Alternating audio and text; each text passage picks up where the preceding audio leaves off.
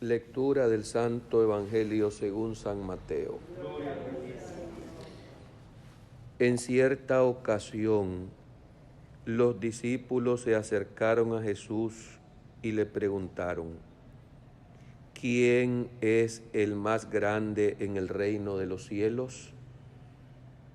Jesús llamó a un niño, lo puso en medio de ellos y les dijo: les aseguro a ustedes, si no cambian y no se hacen como niños, no entrarán en el reino de los cielos.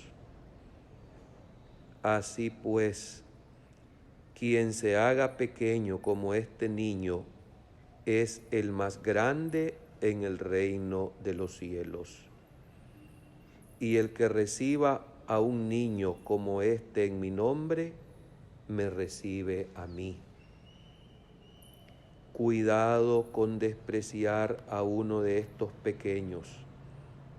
Yo les digo que sus ángeles en el cielo ven continuamente el rostro del Padre que está en el cielo. ¿Qué les parece? Si un hombre tiene 100 ovejas y se le pierde una, ¿acaso no deja las 99 en los montes y va a buscar la que se le perdió? Y si llega a encontrarla, les aseguro que se alegrará más por ella que por las 99 que no se le han perdido. De igual modo, el Padre Celestial no quiere que se pierda ni uno solo de estos pequeños. Palabra del Señor. Gloria a ti, Señor Jesús. Por este santo evangelio se borren nuestros pecados.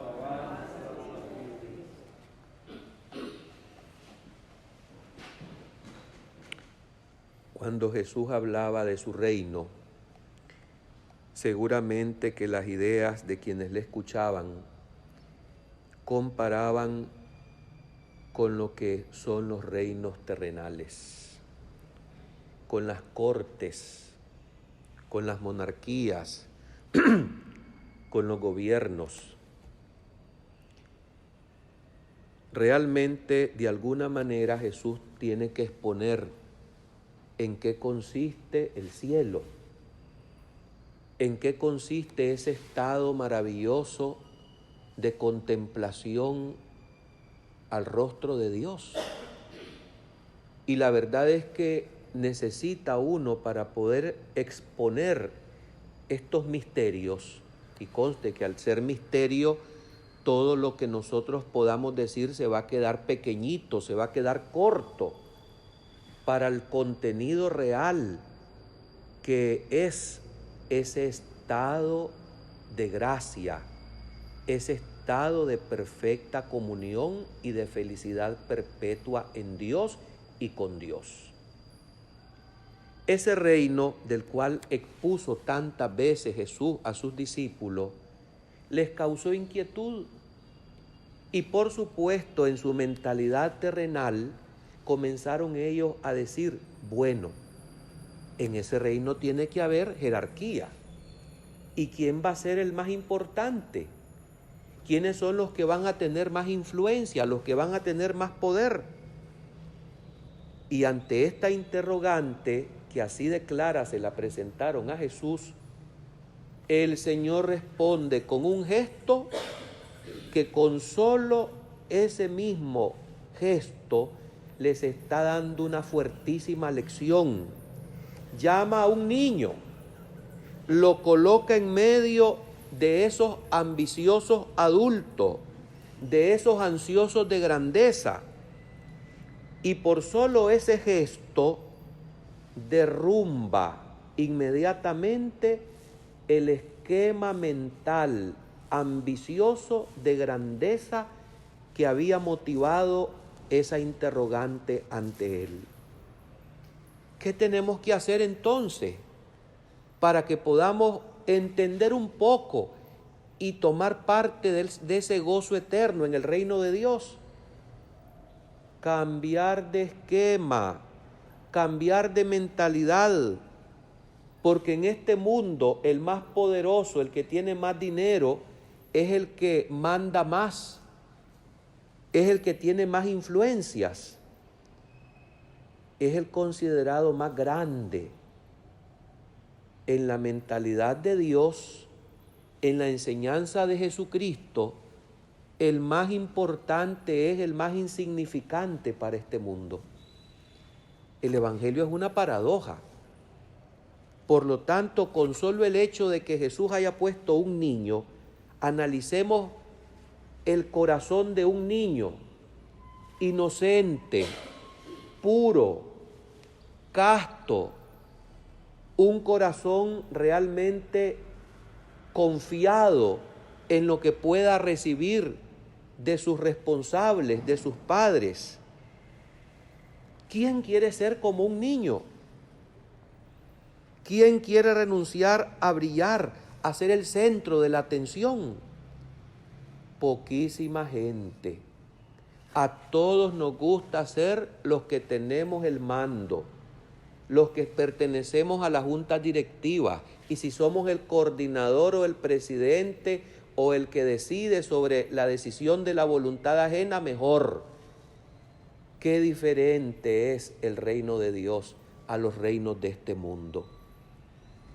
Pienso en aquel gesto en el que Jesús ya en la víspera de su pasión y de su muerte realizó en el cenáculo, cuando Él le lavó los pies a los discípulos. Ya con este gesto resumía, sintetizaba completamente en qué consistía toda su lección acerca del reino de Dios. ¿Han visto lo que yo he hecho con ustedes?, preguntó. Y ahí reincide: el que quiera ser el primero, que sea el último, que sea el servidor de todos.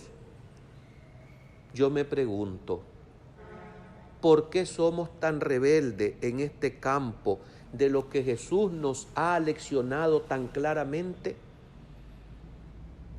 ¿Por qué es que nos rebelamos a este mandamiento y a esta condición para poder alcanzar el cielo? ¿Por qué cedemos rápidamente a esas tendencias de ambición que nos hace pensar que esta vida es la única que nosotros tenemos que aprovechar y en la cual tenemos que sentirnos bien?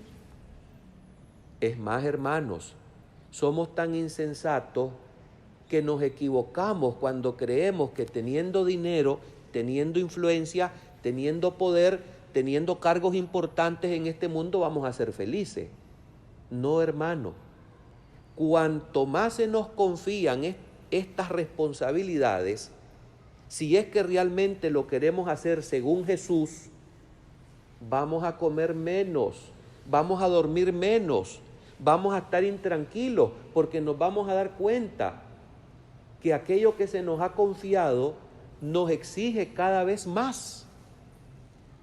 Pero si por supuesto esto se lo da a una persona imprudente, a un insensato, a uno que no tiene fe, a uno que no espera vida eterna, por supuesto pues que aquí más bien hace atrocidades y no le importa explotar y abusar de los demás. Estamos hablando de personas que creemos en el reino de Dios. Si recibimos aquí encargos, si somos llamados a ejercer puestos públicos, ya sea eclesiásticos o políticos o sociales, nos debemos de preocupar sobremanera, porque como decía el Evangelio del domingo pasado, al que mucho se le dio, mucho se le exigirá. Y cuanto más se nos dé, más tenemos que recordar esta obligación y esta responsabilidad y tratar de hacer las cosas con humildad para hacer feliz a los demás, no para atropellarlos, no para asaltarlos, para explotarlos o abusarlos. Pienso también en otro aspecto en este evangelio que acabamos de escuchar. Y es cómo termina el Señor diciendo que de igual modo el Padre Celestial no quiere que se pierda ni uno solo de estos pequeños. ¿Quiénes son estos pequeños? No precisamente solo los que son niños en edad. Por supuesto que esa edad es, yo pienso, la más maravillosa, porque ahí no pensás qué vas a comer, qué te vas a calzar, qué vas a hacer mañana. Todo se lo dan a uno, sus responsables, sus padres. Creo que es la mejor edad, porque ya cuando uno entra en razón, cuando uno va creciendo y se va involucrando en esta sociedad que te va condicionando y que te va poniendo responsabilidades, si sos, como te digo, serio, si sos una persona que le gusta cumplir con cabalidad, pues te vas a ir poco a poco quitando cada vez más la vida para que las cosas salgan bien. Creo que se refiere también a aquellas almas buenas, a aquellas almas que se nos acercan muchas veces, especialmente a nosotros los sacerdotes, para buscar consuelo, para que les expliquemos el contenido de la palabra de Dios y cómo tratamos los catequistas, los delegados de la palabra, los párrocos, los sacerdotes, los pastores, a estas almas, a estos pequeños. Les causamos escándalos, pobre de nosotros. Los manipulamos como yo, con capacidades un poco de mayor superioridad, quizás en estudios, quizás en talento. Me permite tomarlos y manipularlos y hacer con ellos lo que me dé la gana. Esto realmente es un pecado gravísimo.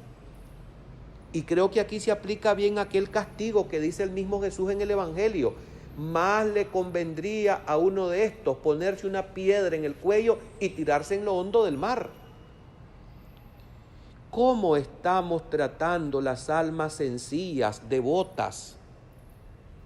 ¿Qué les estamos transmitiendo con nuestras palabras, con nuestro modo de vida? ¿Qué ven esos campesinos, esas personas que tienen almas nobles, buenas, que han creído en esta iglesia santa y católica? ¿Qué ven en ti y en mí? Sobre todo en nosotros, ministros del altar. ¿Ven buenos pastores?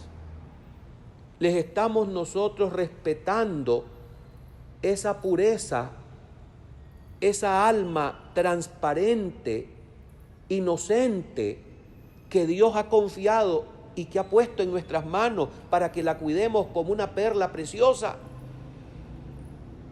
¿O estamos destruyendo, o estamos desbaratando esa santidad que está en el corazón de esos pequeños, de esas personas que tienen almas de niño? Tengamos pues mucho cuidado. Hoy recordamos a una religiosa carmelita cuya vida nos enseña a nosotros a responder con valentía a los encargos que recibimos de parte del Señor. Hoy celebramos a la mártir religiosa Santa Teresa Benedicta de la Cruz, Edith Stein. Fue asesinada por los nazis. Ella nació en el seno de una familia judía, una mujer inteligente que estudió filosofía. Incluso fue colaboradora del famoso filósofo alemán Edmund Husserl, fundador de la fenomenología. Después de leer, después de investigar, esta mujer se convirtió al catolicismo el año de 1921, desarrollando estudios y exaltando así la filosofía sobre la mujer, estudios en base a la filosofía desde el punto de vista de Tomás de Aquino. Por fin, buscando la verdad, encontró en esa religión católica, encontró a Jesucristo y quiso profesar religiosa en la Orden del Monte Carmelo, donde tomó el hábito, cambiando el nombre que tenía de Edith Stein por el nombre de Teresa Benedicta de la Cruz. Por ser judía, fue detenida por la Gestapo y deportada el 2 de agosto de 1942 al campo de exterminio de Auschwitz, donde la asesinaron 7 días más tarde. El Papa Juan Pablo II la declaró copatrona de Europa. Estas son las almas santas y buenas, las almas que se tienen que cultivar y que cuidar para que en ellas se den los frutos maravillosos del Espíritu Santo, que tanto está necesitando este mundo contemporáneo, tan ateizante, tan autosuficiente, tan altanero y tan lejos de Dios. Que Santa Edith Stein, Santa Teresa Benedicta de la Cruz, ruegue al Señor para que nosotros seamos personas conscientes que todo lo bueno que tenemos en la vida nos ha sido confiado por el buen Dios. Amén.